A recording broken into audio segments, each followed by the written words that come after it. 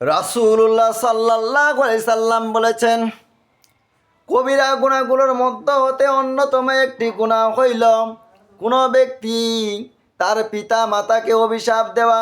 সাহাবায়ে কেরামগণ জিজ্ঞাসা করলেন, হে আল্লাহর রাসূল, মানুষ কি তার পিতা মাতাকে অভিশাপ করতে পারে?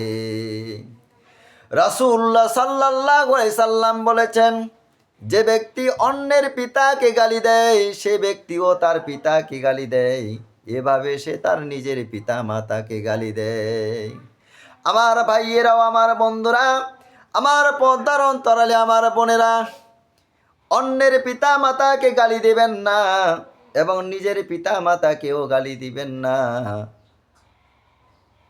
পিতা মাতার সম্মান করবেন, পিতা মাতার সেবা করবেন, পিতা মাতার আনুগত্য করবেন, কিন্তু পিতা মাতাকে অভিশাপ দিবেন না।